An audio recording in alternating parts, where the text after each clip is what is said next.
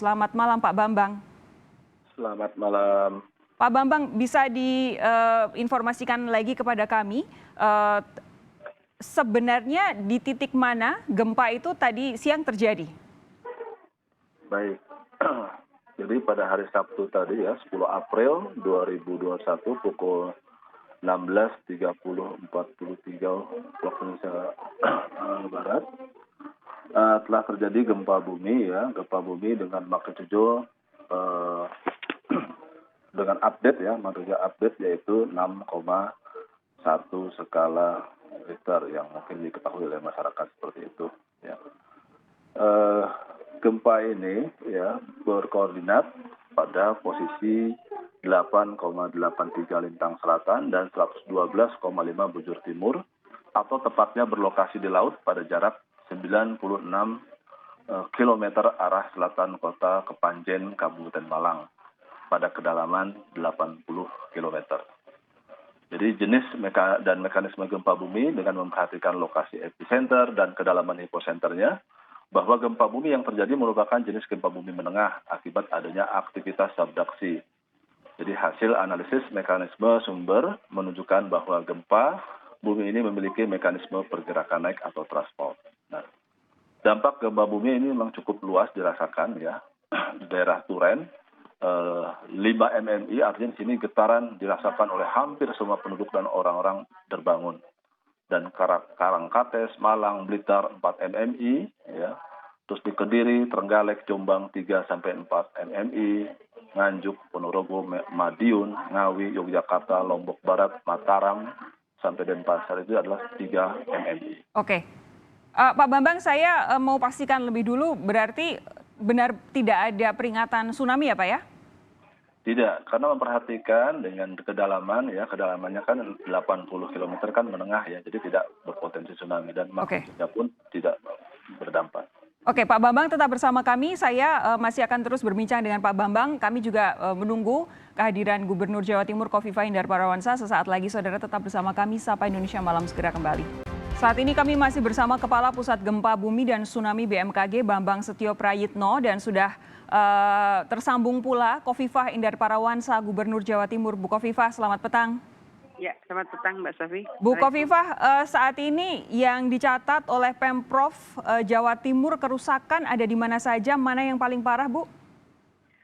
Yang paling parah tentu yang paling dekat dengan pusat gempa ya. Ada 3 kabupaten. Di Kabupaten Malang itu ada Dampit, ada Jabung. Di Kabupaten Blitar itu ada Wates, kemudian ada Kecamatan Binangun. Kemudian di Lumajang ada di Tempur Sari dan di Pronojiwo. Nah, ini titik-titik yang dari siang tadi saya koordinasi dengan ketiga bupati ini. Meskipun saya juga koordinasi dengan Wali Kota Malang karena juga dekat gitu. Nah, pada posisi yang terus terupdate ini teman-teman masih turun di lapangan.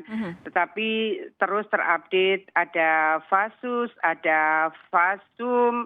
Nah, Fasos dan Fasum yang terkonfirmasi terdampak ada rumah sakit Mardiwaluyo di Blitar, ada Puskesmas Turen gitu, kemudian rumah-rumah kategori rusak berat, rusak sedang dan ringan tentu semuanya on progress. Termasuk di dalamnya yang sedang dirawat di rumah sakit, lalu di bagian apa yang terluka dan dijahit dan seterusnya.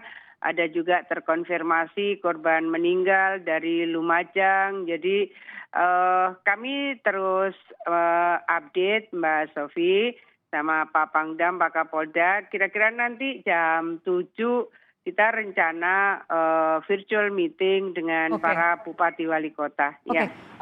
Bu Khofifah, boleh dijelaskan lagi kepada kami yang masuk data ke Anda sampai sejauh ini korban jiwa selain yang tadi di Lumajang, total korban jiwa ada berapa? Ada korban luka ada berapa? Ya, kalau korban luka saya rasa akan terupdate ya. Jadi yang dari Bupati, karena informasi saya baru dari Bupati, belum yang terupdate dari lapangan. Tadi Bupati Blitar menyampaikan ini yang dalam kondisi luka, ini ada 4, terus dalam kondisi apa lagi itu beliau update. Kemudian Lumajang ini saya dapat update baru saja, tapi harus terkonfirmasi lagi. Kalau tadi dari Pak Bupati Lumajang ada 1 yang meninggal, 1 dirawat. Tapi baru saja dari relawan Tagana menyampaikan ada 3 lagi yang meninggal. Tetapi saya mengkonfirmasi ke Pak Bupati ini belum sambung. Jadi kita pasti cross-check begitu. Ya. Oke, kami bisa paham bahwa data ini pasti akan terus berjalan karena gempanya juga baru terjadi sekitar 4 jam yang lalu begitu ya. Tapi paling tidak sudah ada data yang masuk ke Gubernur bahwa ada warga yang meninggal karena gempa ini dan ini tentu akan jadi perhatian bersama. Pak Bambang, mohon maaf kalau saya terdengar tidak bisa mengingat berita gitu kalau misalkan soal gempa ini. Tapi saya belum pernah dengar wilayah Malang dan sekitarnya itu diterjang atau diguncang gempa. Apakah memang wilayah ini sebenarnya rawan terjadi gempa bumi atau seperti apa Pak Bambang? Baik, terima kasih. Selamat malam Ibu Gubernur. Malam Pak Bambang. Iya, jadi memang untuk Jawa sumber-sumber gempa itu yang didominasi oleh aktivitas subduksi. Jadi gempa yang saat ini pun itu diakibatkan oleh aktivitas subduksi ya dari selatan Jawa. Nah, gempa ini dengan kekuatan 6,1 yang update ini cukup mengakibatkan kerusakan ya. Nah, kerusakan ini juga dipengaruhi oleh beberapa faktor. Yang pertama tentunya kualitas dari bangunan. Ini yang terpenting. Jadi yang harus kita ketahui bahwa gempa itu sebenarnya tidak membunuh. Tapi yang membunuh itu adalah reruntuhannya. Artinya ini yang harus ditekankan bahwa bagaimana kekuatan bangunan itu harus diperhatikan oleh seluruh masyarakat. Karena memang wilayah negara kita ini adalah rawan dengan gempa bumi. Sesar di Jawa banyak sekali begitu ya.